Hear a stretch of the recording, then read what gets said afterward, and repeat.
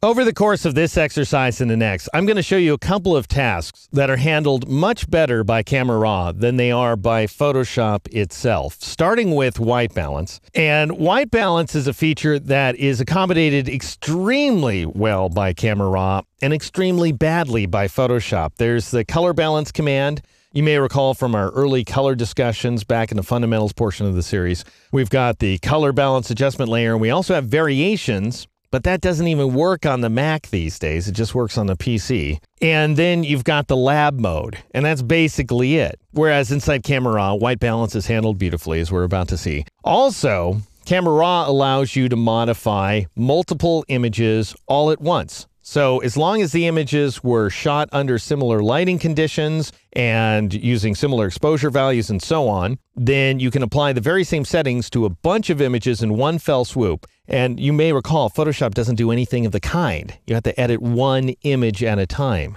inside that program. So to get a sense of how this works, go to the bridge, make sure you have the bridge trained on the contents of the 24 Camera Raw folder inside the exercise files folder.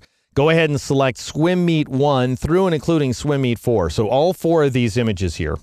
And I shot these toward the end of a swim meet that my kids were involved in. And the sun was going behind the clouds. So it's essentially a cloudy day, which becomes important in just a moment when we start adjusting the white balance. All right, so I've got all 4 of these images selected. I'll press Control-R or Command-R in a Mac to bring up the Camera Raw window.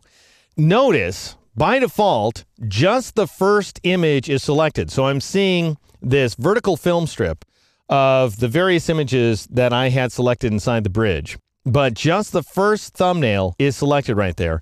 And that'll sometimes throw you because I just naturally assume that Camera Raw has gone ahead and selected all of them. I don't know why it doesn't. In fact, I don't know why that's not its default behavior.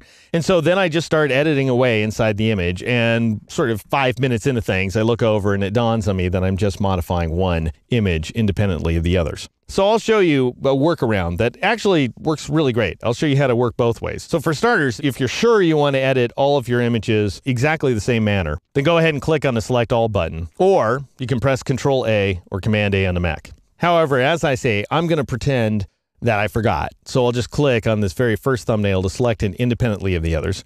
And now we're going to focus for the moment on these white balance options at the top of the basic panel. So these are the very first options that you'll want to edit, and Camera Raw is exceedingly well organized. Now, those of you who are digital photographers and take your craft seriously, you might think of white balance as something that you hard code inside your camera. So in other words, you set your camera in order to read the white balance at the moment in order to compensate for the light source. However, it's really just a metadata setting. These are the hard-coded elements of a photograph. That is to say, these items that appear right below the histogram.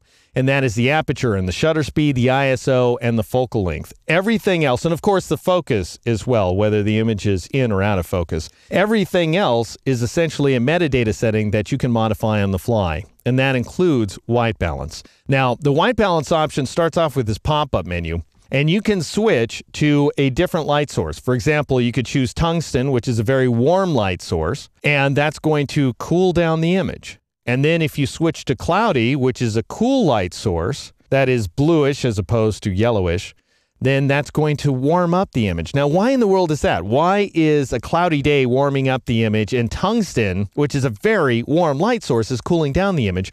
Well, that's because we're applying compensation. So in other words, Photoshop is seeing tungsten and it's saying, okay, that means that the image is a little on the warm side. I need to cool it down in order to neutralize that color cast. Whereas if it's a cloudy day and it's a cool light source, then I need to warm the image up in order to compensate once again. And that's going to change your temperature and tint values down here. Now, here's what's going on with temperature and tint. These values, which are exceedingly useful, by the way, and beautifully presented, very easy, these are perpendicular axes across the big color wheel. So remember that color wheel that goes from red to orange to yellow to green and so on, all the way back around to red again. And I showed you what that color wheel looked like way back in the fundamentals portion of the series. Well, if you were to draw a line right through the center, bisecting that circle, one of the lines would be temperature. So you could draw a line from yellow to blue, for example, across the wheel. And then if you were to draw a perpendicular line, that would be tint. So the way that you start things off is you go ahead and adjust your temperature value essentially to compensate for the light source. And then you adjust your tint value to compensate for your temperature modifications. So you can make the image ultra bluish if you want to. And by the way, this value here, this numerical value, is degrees Kelvin. So a 2000 degree color temperature here is a very warm light source, and so we're cooling the image down to an incredible extent. And then if we were to cool the light source down, then we would warm up the image like so. And you can also see that you're going to cool down the image here on the slider because it trends toward blue on the left-hand side and toward yellow on the right-hand side. It's more of an orange, really, over on the right-hand side, as you can see.